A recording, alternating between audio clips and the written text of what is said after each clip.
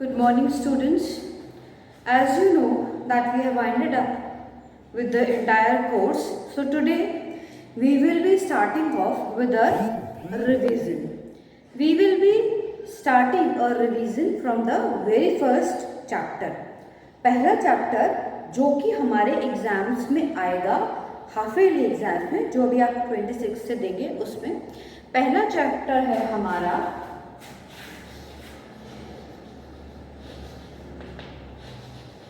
Constitution.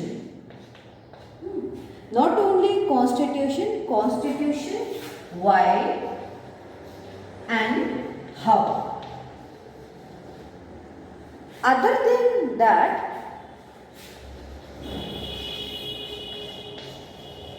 हम इस chapter में बात करेंगे philosophy of Constitution. So, in this very first chapter क्या हो रहा है, हमारी जो बुक है वो हमें बता दे रहा political science is about what, is about political agendas, government क्या कर रही है, किस कंट्री की गवर्नमेंट क्या कर रही है ना, हम गवर्नमेंट कैसे रन करती है, क्या ऑर्गेनाइजेशंस है, कॉन्स्टिट्यूशन क्या है ना, इन सब चीज़ों के बारे में पता होना चाहिए. Political sciences about all that. अब यहाँ सबसे पहले हम बात करेंगे किसकी, meaning of constitution. Meaning of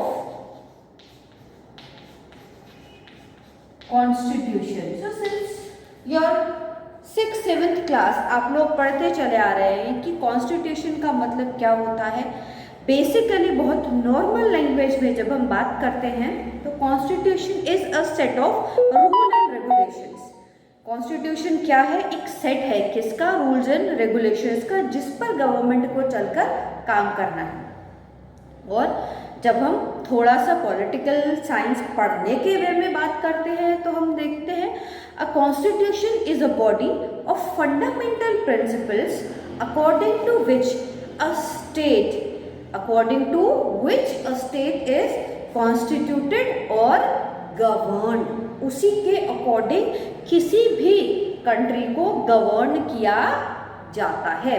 अब the constitution is a compact document that compromise of a number of articles about the state. About the state here means उन्हीं आर्टिकल्स के ऊपर चलकर उस कंट्री को उस कंट्री की पर्टिकुलर गवर्नमेंट को काम करना है. तो ये होता है कॉन्स्टिट्यूशन. अब अलग अलग कंट्रीज अलग अलग तरीके से कॉन्स्टिट्यूशन बनाते हैं. इंडिया का कॉन्स्टिट्यूशन रिटन कॉन्स्टिट्यूशन है. बहुत सारे कंट्रीज ऐसे भी हैं जिनका कोई रिटन कॉन्स्टिट्यूशन नहीं है. जैसे हम सबसे पुराने कंट्री की बात करें तो हमारा ब्रिटेन, इनका कोई कॉन्स्टिट्यूशन नहीं है, कहीं कोई लिखा हुआ नहीं है. ठीक है. तो ऐसे बहुत सारे कंट्रीज हैं जिनमें रिटन फ्रेम में नहीं है. जितना ऑर्गेनाइज्ड वे में इंडिया का कॉन्स्टिट्यूशन रिटन है उतना नहीं है. अब जब हम कह रहे हैं कि इंडिया का कॉन्स्टिट्यूशन जो है बहुत नाइसली बिल्ड है, तो किसने बनाया, कैसे बनाया. जब इस पर हम आते हैं तो हमारे दिमाग में एक ही सवाल आता है ना कि किसने बनाया. तो कॉन्स्टिट्यूएंट असेंबली ने इस कॉन्स्टिट्यूशन को बनाया. किसने, कॉन्स्टिट्यूएंट असेंबली.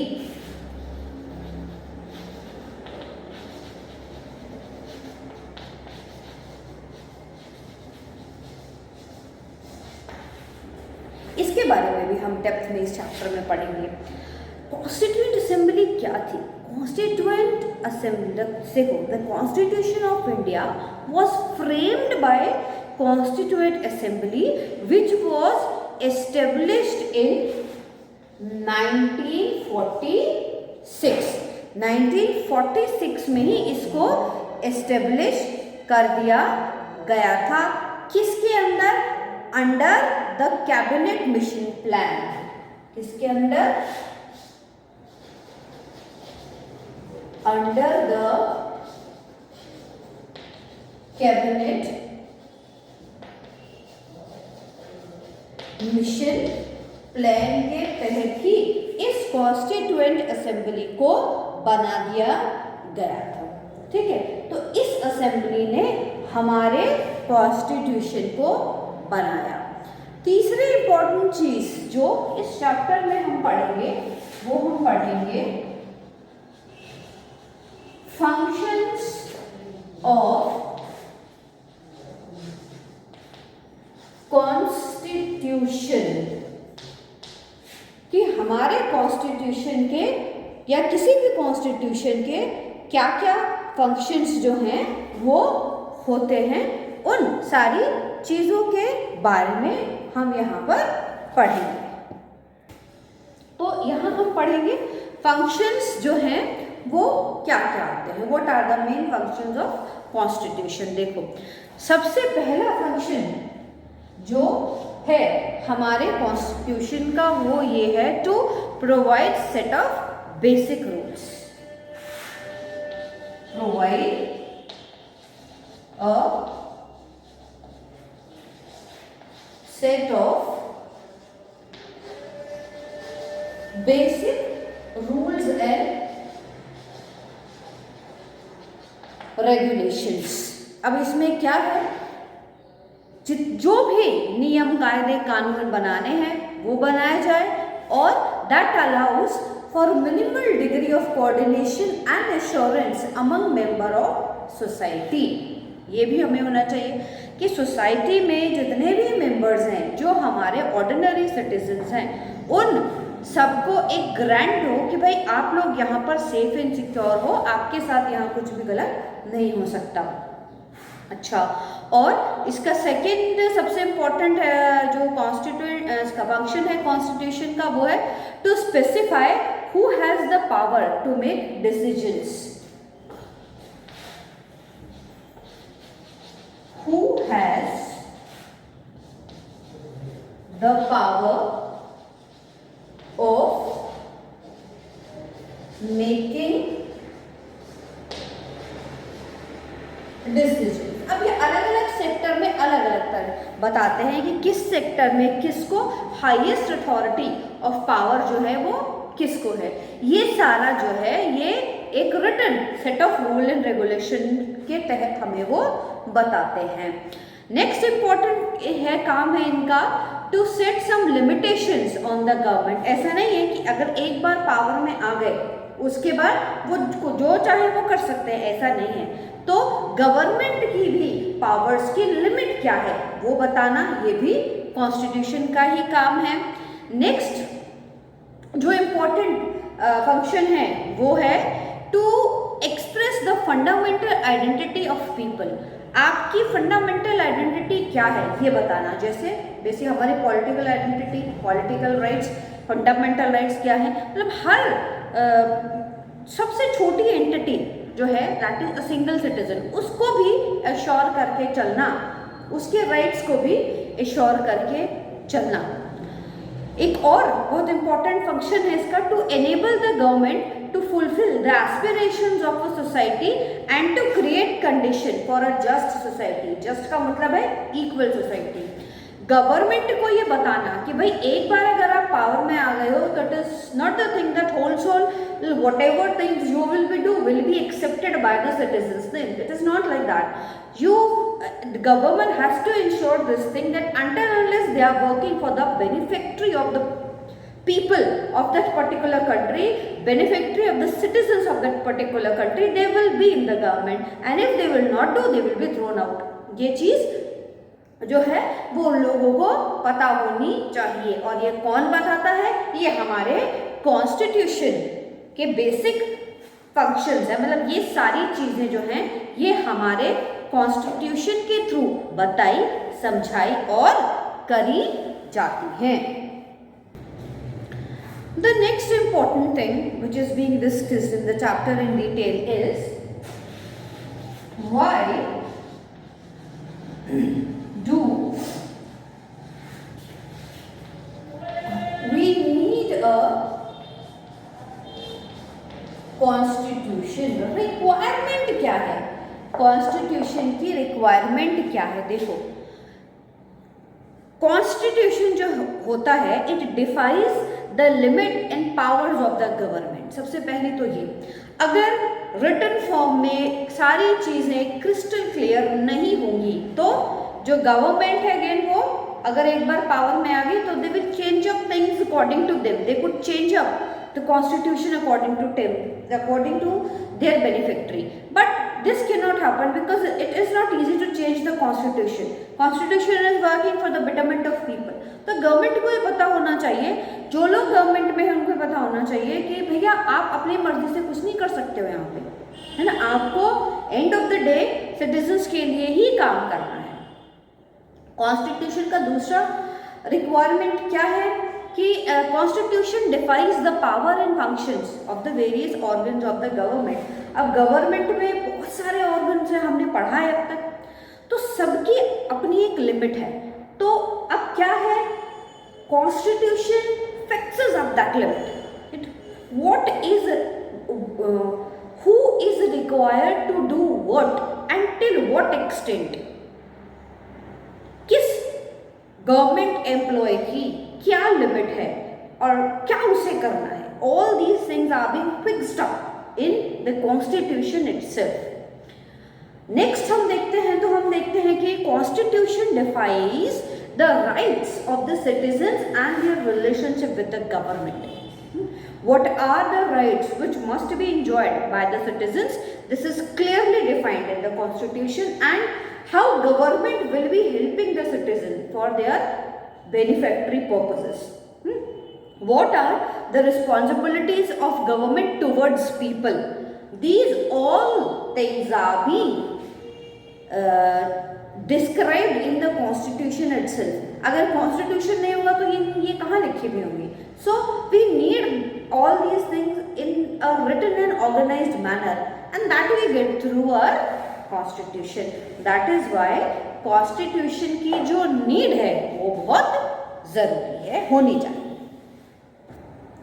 नेक्स्ट हम पढ़ेंगे मेन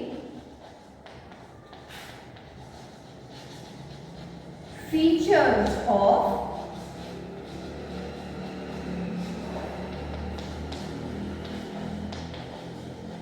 कॉन्स्टिट्यूशन। देखो, when we speak about main features of the constitution, तो सबसे पहले हम क्या बात कर रहे होते हैं? सबसे पहले हम बात कर रहे होते हैं that the constitution of India is supreme, which is respected and accepted by all the institutions as well as by the citizens of India. ये main features हैं। A person who is citizen of our country must respect and do things according to the constitution. जो कुछ constitution में written है उसके according ही आपको काम करना है। अगर आप उसके अकॉर्डिंग काम नहीं कर रहे हैं तो there are lots of many things जो आपके अगेंस्ट में की जा सकती हैं, तो आपको उनको फॉलो करना ही करना है। ऐसे ही जितने भी ऑर्गन्स हैं, किसके ऑर्गन्स हैं हमारी कंट्री में, जितने भी ऑफिशियल ऑर्गन्स हैं, चाहे हमारी जुडिशरी है, एग्जीक्यूटिव है, पुलिस फोर्स है, जितने भी मिनिस्ट्रीज ले, हर चीज they are binded up by constitution. तो उनको वो कॉन्स्टिट्यूशन के अकॉर्डिंग ही काम करना है, अपने हिसाब से आप कुछ नहीं कर सकते। तो ये फीचर्स हैं। नेक्स्ट फीचर जो कॉन्स्टिट्यूशन का है वो है that it is blend of flexibility and rigidity. दोनों अपोजिट चीजें हैं। कैसे हैं? देखो, रिजिड क्यों है? Because it is not easy to change, to amend constitution. We need 2/3 majority in Rajya Sabha as well as the Lok Sabha. तो अमेंड आप आसानी से नहीं कर सकते, जो उसमें रिटन है उस चीज को आसानी से आप खत्म नहीं कर सकते, आप आसानी से चीजें जोड़ नहीं सकते, आप उसमें से आसानी से चीजें घटा नहीं सकते, है ना। और फ्लेक्सिबल ना, ये तो हुई रिजिडिटी। फ्लेक्सिबल क्यों है? क्योंकि अभी हम देखते हैं हमारे कॉन्स्टिट्यूशन में 70 सालों में लगभग 105 अमेंडमेंट हम कर चुके हैं। तो इसका मतलब चेंज डिफिकल्ट है, लेकिन ऐसा नहीं है कि वो ही नहीं सकता। तो पूर्ण अपोजिट चीजें हैं, लेकिन डिफिकल्ट प्रोसीजर डिफिकल्ट है, लेकिन अगर वो वाकई में लोगों की भलाई के लिए है तो वो हम कर सकते हैं, ठीक है, तो वो चेंजेस हम कर सकते हैं। थर्ड इम्पॉर्टेंट फीचर जो हमारे कॉन्स्टिट्यूशन का वो ये है, constitution of India is federal in form but unitary in spirit. Federal in form means power का डिवीजन है, हम देखते हैं पावर का डिवीजन है, स्टेट के पास अलग अथॉरिटीज हैं, सेंटर के पास अलग अथॉरिटीज हैं, लेकिन कुछ चीजें ऐसी भी हैं जो सिर्फ सेंटर ने अपने होल्ड में रख रखी है। तो यहाँ क्या है कि ये भी बता रहे हैं कि यूनिटरी भी हो गया, क्योंकि बहुत जो इम्पोर्टेंट मैटर्स हैं वो सारे सेंटर के पास है, बाकी स्टेट में डिवीजन है। स्टेट से आगे भी हम देखते हैं कि 3 टायर सिस्टम है हमारे यहाँ का, अलग अलग लेवल पर अलग अलग पावर्स के थ्रू चीज़ों को जो है वो डिस्क्राइब किया गया है। अब यूनिटरी क्या है और ये फेडरल क्या है, ये हम पढ़ेंगे अभी आगे। इसके बाद एक चीज जानना और जरूरी है आप लोगों के लिए, वो है इंडिपेंडेंस एक्ट। देखो, according to the Indian independence act, the Constitution Assembly was to play a double role. It was to be a constituent assembly as well as it will be as well as an ordinary lawmaking body. That gave that act only, ये जो act था, it only gave freedom to Constituent Assembly to frame the Constitution. Indian independence act में सारी चीजें जो हैं वो constituent assembly को सौंपी गई थी कि उन्होंने फ्री करा था कॉन्स्टिट्यूएंट असेंबली में जितने भी लोग थे उनको, कि they will be making Indian constitution which will be on the base of the beneficiary of citizens. उस बेस पर वो सारे कॉन्स्टिट्यूशन को बनाएंगी। अब तो उन्होंने कैसे बनाया, सोर्स क्या है, सोर्सेज ऑफ इंडियन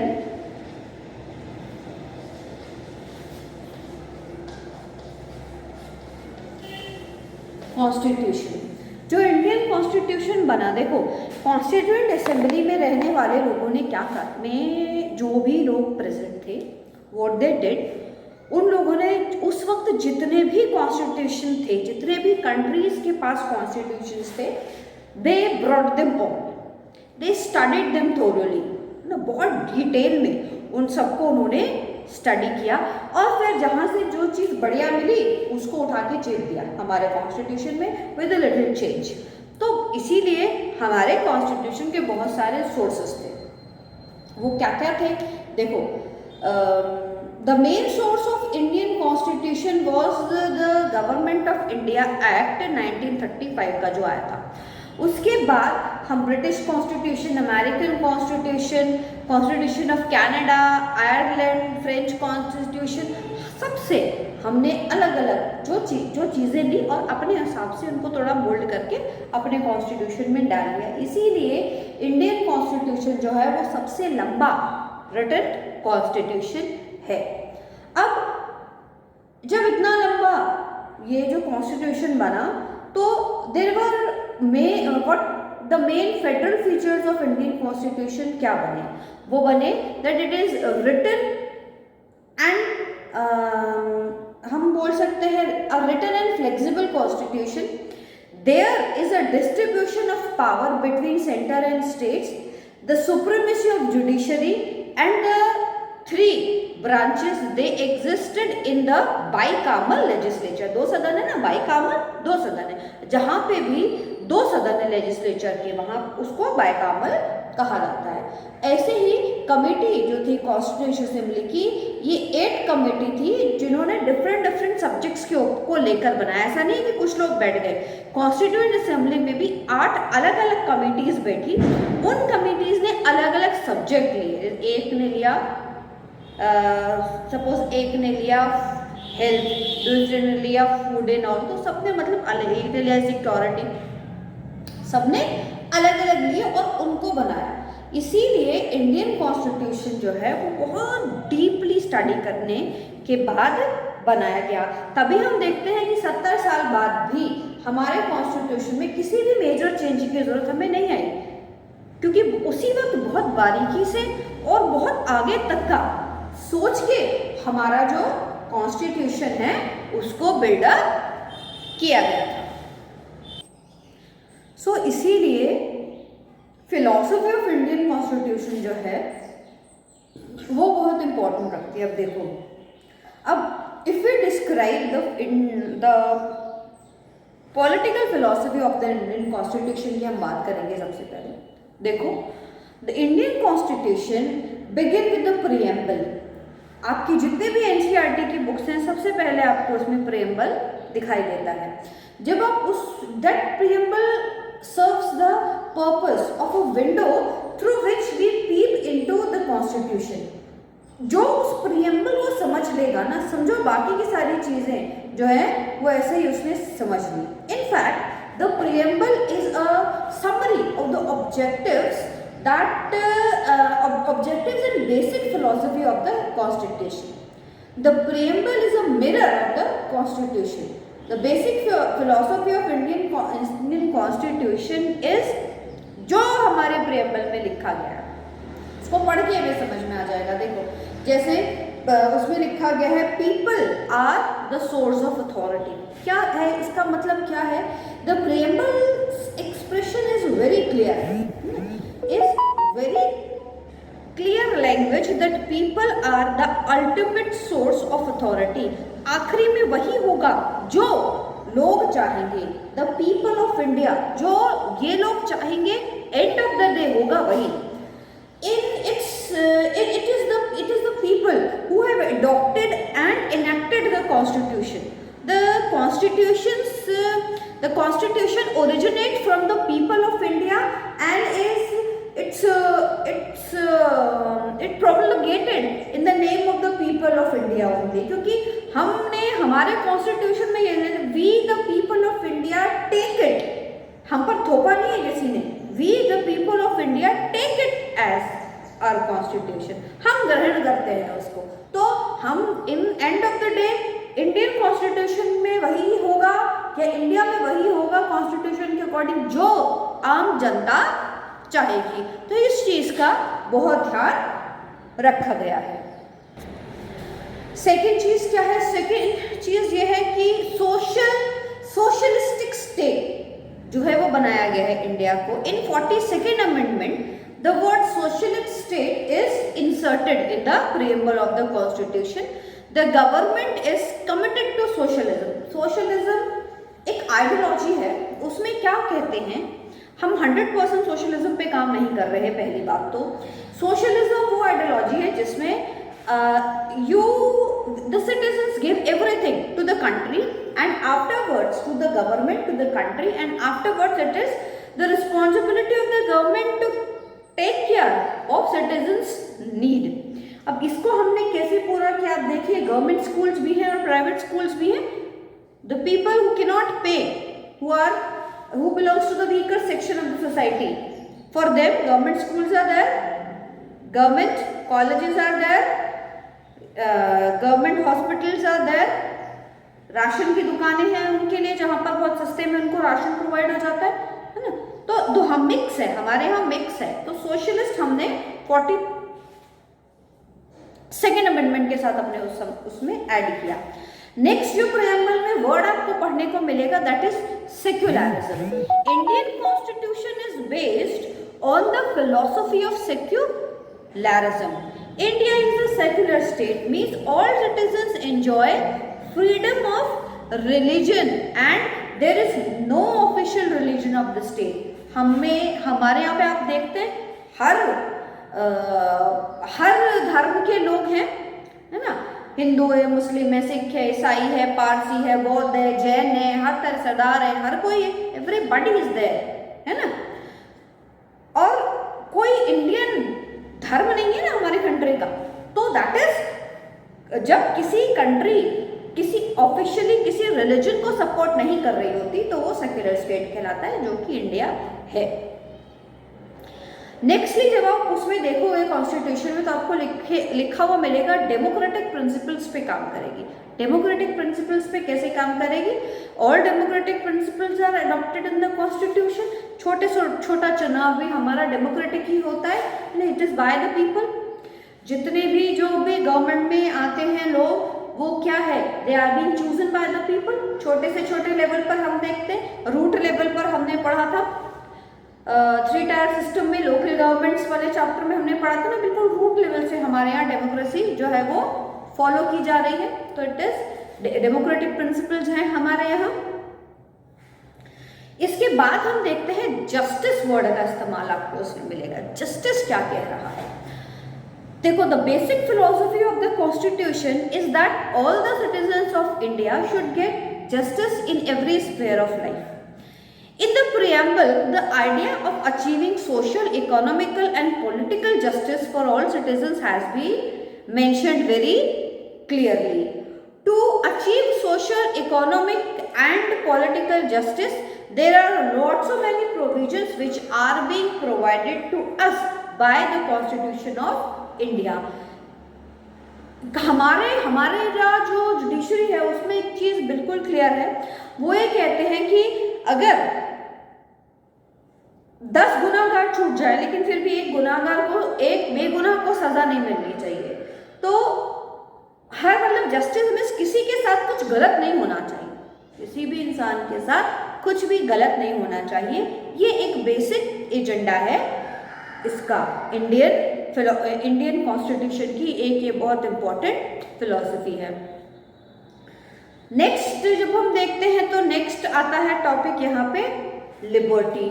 लिबर्टी क्या कहती है, लिबर्टी इंडियन कॉन्स्टिट्यूशन देखो based on the philosophy of freedom. हर तरह से जो फ्रीडम है वो हमारे यहाँ पे गिवन है।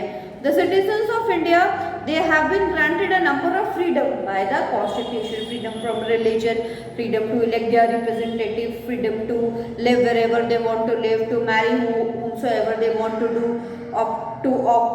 occupation which they want to do. There are lots of many freedom which are being given to the citizens by the constitution. Some of the very important freedom जो है that is freedom of thought, freedom of expression, freedom of belief, freedom of worship, etc. They all are mentioned in the preamble of Indian Constitution. उन सबको बहुत clearly जो है वो mention किया गया है। नेक्स्ट जो हमारे कॉन्स्टिट्यूशन में लिखा हुआ है वो है इक्वालिटी। प्रिंसिपल ऑफ इक्वालिटी जो है is the basic principle in Indian constitution. The political concept of equality is that all person should be given equal opportunity. हर किसी को जो इंडियन सिटीजन है उसको इक्वल अपॉर्चुनिटी मिलनी चाहिए, जो कि हमारे यहाँ मिलती है। राइट, इक्वालिटी टू वोट है, इक्वालिटी टू वोट से पॉलिटिकल इक्वालिटी सबको मिली। किसी भी कास्ट, क्रीड, रिलीजन किसी का भी रहने वाला है लेकिन उसका वोट वही इंपॉर्टेंस रखता है जो किसी दूसरे का रखता है। पॉलिटिकल इक्वालिटी दी ही चुकी है ना, among all the citizens no discrimination must be made, ये ऑलरेडी गिवन है हमारे यहाँ पे, ऑल मस्ट ट्रीटेड इक्वल, ये हमारा कॉन्स्टिट्यूशन का मेन फ्रेमवर्क है। नेक्स्ट जो इम्पोर्टेंट हमारा प्रियम्बल बताता है हमारे कॉन्स्टिट्यूशन का फंक्शन वो है फ्रेटर्निटी। फ्रेटर्निटी क्या कह रहा है, the preamble in the constitution has lay special stress upon the promotion of the feeling among people of India. Fraternity की we the love towards their country, love towards the people, ये चीज भी सिखा रहे हैं कि भाईचारे से, प्यार मोहब्बत से हम लोग सब आपस में रहे। नेक्स्ट जो हमारा प्रियम्बल का इंपॉर्टेंट फीचर है दैट इज इंटेग्रिटी। इंटेग्रिटी क्या कह रहा है, the inclusion of all the terms जो है वो इंटेग्रिटी ने एक्सप्रेस कर दी। Our determination to put an end to be separate tendencies, किसी भी चीज को अलग ना लिया जाए। सब जो सेपरेट टेंडेंसी है, जब हम एज ए कंट्री आए थे तो बहुत सारी प्रॉब्लम्स आई थी, आप क्लास 12th में पढ़ोगे इसके बारे में बहुत डिटेल में। तो एक जो सेपरेटिज्म है इसको खत्म करके एकता से हम आगे बढ़े। So thus we can say the preamble reflects the aim and objectives of the new nation, a living vital and progressive nation होगा हमारा। ये हमारे प्रियम्बल ने ही इस चीज को बिल्कुल क्रिस्टल क्लियर सबके सामने प्रेजेंट कर दिया था। एक और बहुत अच्छी चीज़ है जो हमारे कॉन्स्टिट्यूशन में है, जो कहीं और नहीं है, वो क्या है? Fundamental duties are being given to the citizens. Fundamental rights तो सभी देते हैं, लेकिन हमारे कॉन्स्टिट्यूशन ने हमें फंडामेंटल ड्यूटीज भी दी है। क्या क्या है? देखो simply the responsibility of doing some work is known as duty. Duty is the positive और negative work that a man has to do, he may be willing for this और not. दोनों ही चीजें भाई, ड्यूटी ड्यूटी है, आप चाहो या ना चाहो आपको करना ही करना है ना, ये भी बोल रहा है साथ में हमारा constitution. So the fundamental duties are those duties which are essential for every citizen for its own progress, for the progress of the society and for the well being of the nation. तो अगर हम अपनी duty को अच्छी तरह निभा रहे हैं तो हम हमारे कंट्री की और हमारी सोसाइटी दोनों के ग्रोथ में कहीं ना कहीं अपनी हिस्सेदारी को दे रही हैं।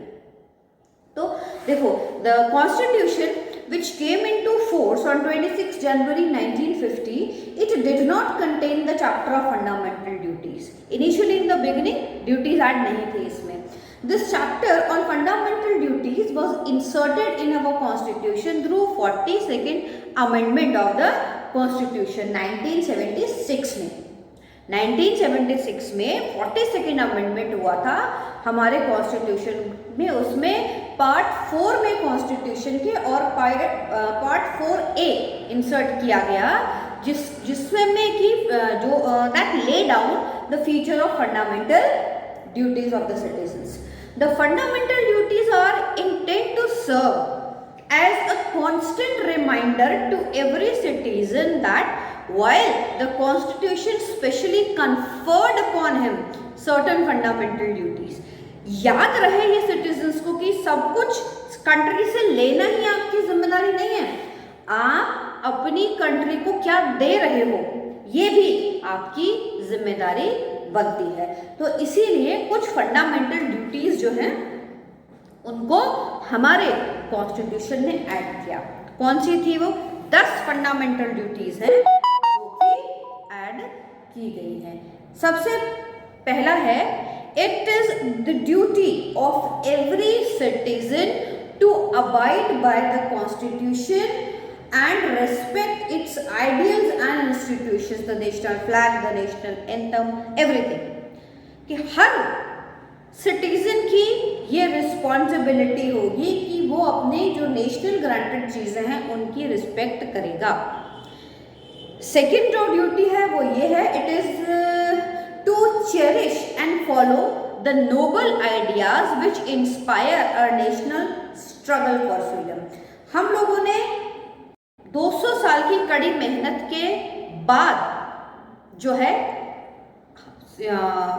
आज़ादी पाई थी, तो जो लेगेसी हमें मिली है उसके साथ जिन लोगों ने काम किया है, जिन फंडामेंटल्स पे काम किया है, उनकी रिस्पेक्ट जो है वो हर सिटीजन करेगा। ये हर सिटीजन को की फंडामेंटल ड्यूटी है। It is the duty to uphold and protect the sovereignty, unity and integrity of India. ये हर सिटीजन की रिस्पॉन्सिबिलिटी होगी। चौथी ड्यूटी है, it is the duty of every citizen to defend the country and to render national service when call upon to do so. अगर कोई ऐसी परिस्थिति आ जाती है कि हमें देश के लिए कुछ करना पड़े, चाहे वो हम उसको कर रहे हैं नहीं कर रहे, वो एक अलग बात है। अगर हमारे पर आती है कोई ऐसी बात, हमारी नेशनल सिक्योरिटी, हमारी देश को कोई खतरा है, हमें कुछ करना है, तो हम उसके लिए मना नहीं करेंगे। नेक्स्ट फिफ्थ फंडामेंटल ड्यूटी हमारी क्या आती है? It is duty to promote harmony and spirit of common brotherhood among the people of India, to belonging to all the religion, caste and creed. मतलब हम किसी भी धर्म के हों, एक दूसरे के साथ लड़ेंगे नहीं, डाइवर्सिटी जो है हमारी उसको भी रिस्पेक्ट हम करेंगे।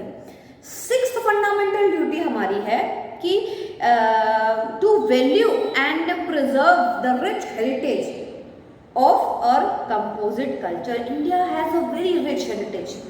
तो हर जो सिटीजन है उसकी रिस्पॉन्सिबिलिटी है वो उन्हें संभाल के रखेगा। इसीलिए आप देखिए, आप जब पुराने किले जाते हैं लिखा होता है कि इसको गंदा ना करें क्योंकि ये हमारी प्रॉपर्टी है ना, इसीलिए कहा जाता है कि उनको सहेज के रखें, उन्हें तोड़े नहीं। सेवंथ जो ड्यूटी है, जो फंडामेंटल ड्यूटी है हमारी, वो है to protect and improve the natural environment including forest, lakes, rivers, है ना, इन सबको प्रोटेक्ट करके चलना और कोई ऐसा काम नहीं करना हमें जिससे ये गंदे हो। लिविंग क्रिएचर, कोई भी लिविंग क्रिएचर हो, सबके साथ अच्छे से हमें रहना है। 8th ड्यूटी है हमारी is to develop the scientific temper, humanism and the spirit of inquiry and reform, कि हम ऑटोमेटिकली अंदर से हमारे आना चाहिए कि हमारी कंट्री के लिए और क्या बेटर हो सकता है, क्या कुछ और इन्वेंशन किए जाएं, क्या कुछ और साइंटिफिक टेक्नोलॉजी इस्तेमाल की जाए जिससे कि हमारी कंट्री जो है वो आगे और बढ़े। 9th ड्यूटी है कि of every citizen is to safeguard public property and not to do violence, ये 9th ड्यूटी है। 10th है कि 10th है it is a duty of every citizen to strive towards excellence in all spheres of individual and collective activity so that the nation constantly keep on rising towards the new achievement। हम इतनी मेहनत करें कि हमारी मतलब country को लेके प्यार जो है वो होना चाहिए। इन रिस्पॉन्सिबिलिटीज को देने का मतलब यही है कि कंट्री में रहना, बीइंग अ सिटीजन सिर्फ लेने का ही नाम नहीं है, देना भी है आपको। तो इसीलिए इसको बाद में फंडामेंटल ड्यूटीज को ऐड किया गया। नेक्स्ट जो टॉपिक है जिसके बारे में हम बात करेंगे वो हम करेंगे कॉन्स्टिट्यूएंट असेंबली के बारे में। देखो, द इंडियन कॉन्स्टिट्यूएंट असेंबली या the Indian constitution was being made by a constituent assembly which has been elected for undivided India. जब हम हिंदुस्तान और पाकिस्तान अलग नहीं था, उस दोनों के लिए कलेक्टिवली उसको बनाया गया था। तो इट हेल्ड पहली मीटिंग जो है वो उसकी, जो पहली सिटिंग हम कह सकते हैं जो उसकी हुई थी 9 दिसंबर 1946 को, और उसके बाद रीअसेंबल हुई, वो जो थी रीअसेंबल हुई क्योंकि डिवाइड हो गए थे, तो 14 अगस्त 1947 को। Now its members were being elected by indirect election by the elected members of Provisional Legislative Assembly that had been established in 1935। जब इंडिपेंडेंस एक्ट आया वहाँ जो मेंबर्स इलेक्ट थे इनडायरेक्टली उन्होंने ही इसको इलेक्ट किया था। इट वॉज कंपोज्ड रफली along by the line suggested by the cabinet mission. जो कैबिनेट मिशन ने रफली लाइन बनाई थी उसके अकॉर्डिंग इसका एस्टेब्लिशमेंट किया गया था।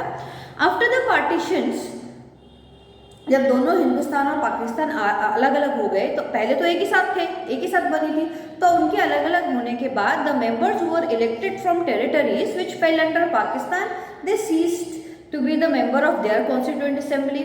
सो the number in the assembly were reduced to 299। 284 इलेक्ट किए गए थे, जिसमें टोटल नंबर जो थे वो 299 रह गए, जिसमें से 284 were actually present on 26 November 1949 and appealed their signature to the constitution as it finally passed. Although the members of assembly were not elected by universal suffrage, but there was a serious attempt to make assembly a representative body। 26 member हैं, they were from scheduled classes, और सारे religion के जो member हैं उनको जो representation है वो भी उसमें दिया गया था, ताकि इसे कल को ये ना बोले कि हमारा जो मेंबर है वो इसमें नहीं था इसलिए भाई हम लोग नहीं कर पाए। तो पूरा इस चीज़ का ध्यान रखा गया था।